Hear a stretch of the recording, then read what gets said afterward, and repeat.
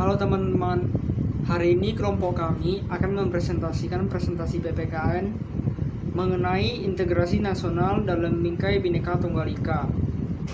Anggota kelompok kami terdiri dari Kelvin, Hadien, Raden, Derry, dan Brian.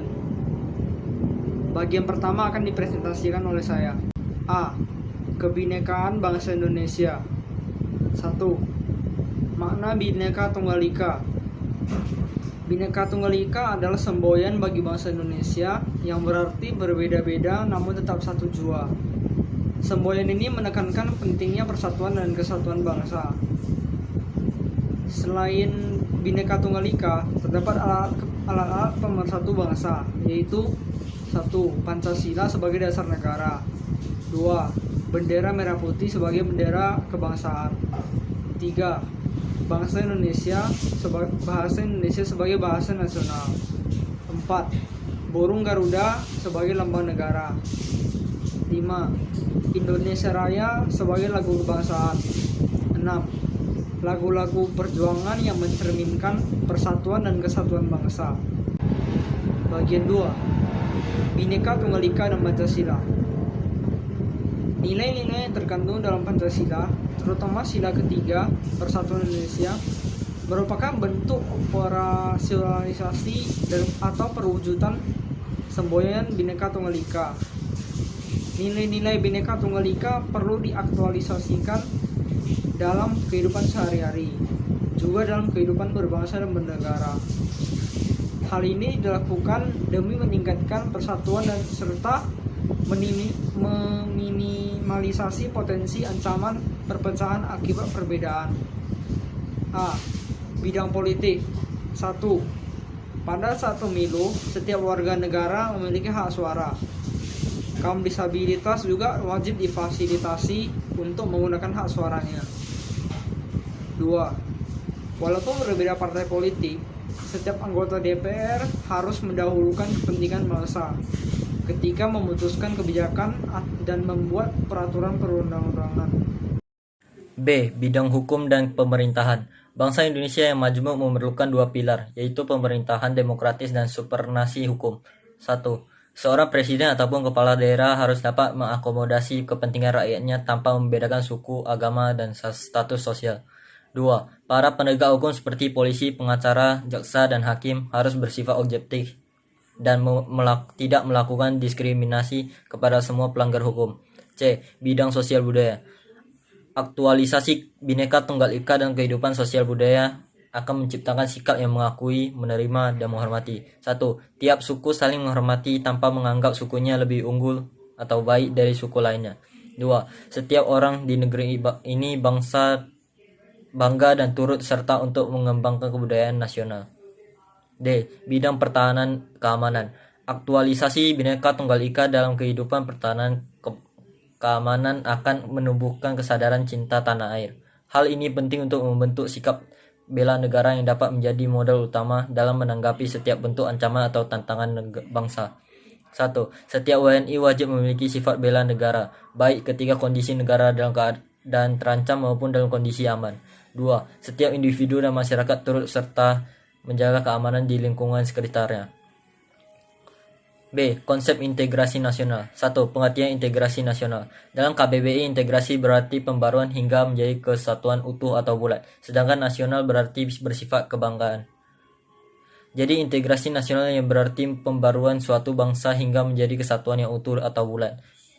Pengertian integrasi nasional menurut Safroidin Bahar, upaya untuk menyatukan seluruh unsur suatu bangsa dengan pemerintahan dan wilayahnya. Menurut William Howard Wiggins, integrasi bangsa sebagai penyatuan bangsa-bangsa yang berbeda dari suatu masyarakat menjadi suatu keseluruhan yang lebih utuh. Menurut Ernest Renan, proses perpaduan itu timbul akibat adanya kesadaran, kemauan, hasrat untuk bersatu. Jadi dapat disimpulkan integritas nasional adalah usaha untuk mempersatukan perbedaan yang ada pada suatu negara sehingga terciptanya keserasian dan keselarasan secara nasional. B. Konsep integrasi nasional. 2. Syarat integrasi. Menurut W.F. Okbun dan M. Nimkov, dalam Mariyati dan Suryawati, syarat terwujudnya integrasi adalah 1. Anggota masyarakat merasa berhasil saling mengisi kebutuhan-kebutuhan di antara mereka. 2. Antar masyarakat berhasil menciptakan kesepakatan bersama mengenai norma yang dilestarikan dan dijadikan pedoman. 3. Norma dan nilai sosial itu berlaku cukup lama dan dijalankan secara konsisten oleh seluruh anggota masyarakat. Sunyoto Usman menyatakan bahwa suatu kelompok masyarakat dapat terintegrasi apabila memiliki 3 faktor berikut. 1.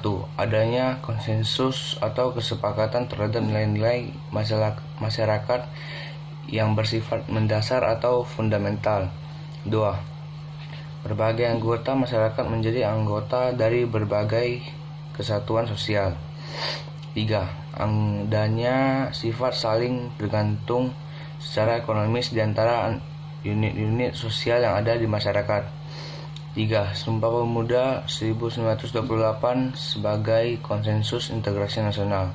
Untuk menjaga integrasi nasional, setiap orang harus menyadari adanya perbedaan dan menjaga agar perbedaan tidak dapat terpecah belah. Melalui Sumpah Pemuda, para pemuda mampu mendefinisikan diri dan merobohkan sekat-sekat primodalisme dan melebur menjadi satu dalam naungan payung Indonesia. Peristiwa momentum ini akhirnya mencapai puncaknya pada 17 Agustus 1945 ketika bangsa Indonesia memproklamasikan diri sebagai bangsa yang satu, merdeka dan berdaulat. C. Faktor-faktor pembentuk integrasi nasional. Perbedaan yang terdapat di Indonesia dapat menjadi kekayaan Indonesia dalam membawa bangsa Indonesia ke masa depan yang lebih baik. Di sisi lain, perbedaan tersebut dapat menjadi ancaman apabila tidak dijaga dengan baik. Salah satu caranya adalah mendorong integrasi nasional. Integrasi nasional sendiri terbentuk adanya faktor-faktor sebagai pendorong dan penghambat. Berikut merupakan faktor pendorong dan penghambat integrasi nasional. 1. Faktor pendorong. Adanya rasa senasib dan seperjuangan yang diakibatkan oleh faktor-faktor sejarah. Kedua, keinginan untuk bersatu di kalangan bangsa Indonesia seperti yang dinyatakan dalam Sumpah Pemuda 28 Oktober 1928. Ketiga, rasa nasionalisme di kalangan bangsa Indonesia sebagaimana dibuktikan dalam perjuangan merebut, menegakkan, dan mengisi kemerdekaan. 4. Rasa rela berkorban untuk kepentingan bangsa dan negara. 2. Faktor penghambat. Adanya ancaman, tantangan, hambatan, dan gangguan yang merongrong persatuan dan kesatuan baik dari dalam maupun dari luar negeri. Dan kedua, masih besarnya ketidakmerataan hasil-hasil pembangunan yang menyebabkan rasa tidak puas di sebagian masyarakat seperti separatisme dan unjuk rasa menuntut keadilan. 3. Munculnya paham etnosentrisme di berbagai suku bangsa yang menonjolkan kelebihan kebudayaannya sendiri dan menganggap rendah budaya dari suku lain. Perilaku yang dibutuhkan agar terbentuk integrasi nasional antara lain adalah 1. Menghormati orang lain yang berbeda suku atau ras dan agama. 2. Menghormati pendapat orang lain yang berbeda. 3. Siap memberikan pertolongan kepada siapapun. 4. Menghormati umat agama lain yang sedang beribadah. Dan terakhir, tidak membedakan dan mengejek orang lain yang berbeda agama, suku, dan ras. D. Tantangan dalam menjaga keutuhan negara Republik Indonesia. Tantangannya dapat dibagi menjadi 2, yaitu tantangan secara eksternal dan tantangan secara internal. Kalau secara eksternal, pemanasan global, terorisme global, masalah pembatasan antar negara. Kalau internal, ketahanan pangan, pencurian SDA, pelanggaran pembatasan, dan narkotika. Pertahanan negara disusun dalam suatu sistem pertahanan semesta untuk mencapai tujuan nasional. Tujuan nasional tercantum dalam pembukaan UUD NRI 1945, yaitu 1. Melindungi segenap bangsa Indonesia dan seluruh tumpah darah Indonesia, yang artinya adalah memberi perlindungan fisik bangsa dan wilayah Indonesia dari ancaman dari luar serta perlindungan hak-hak setiap warga. 2. Memajukan kesejahteraan umum dan mencerdaskan kehidupan bangsa, yang artinya adalah upaya meningkatkan kesejahteraan rakyat dan martabat bangsa dengan memberikan ruang yang cukup bagi setiap komponen bangsa. 3. Ikut melaksanakan ketertiban dunia berdasarkan kemerdekaan, perdamaian abadi, dan keadilan sosial sebagai penciptaan lingkungan yang aman dan damai, baik lingkungan global maupun dalam negeri. Sekian dari presentasi kami. Terima kasih.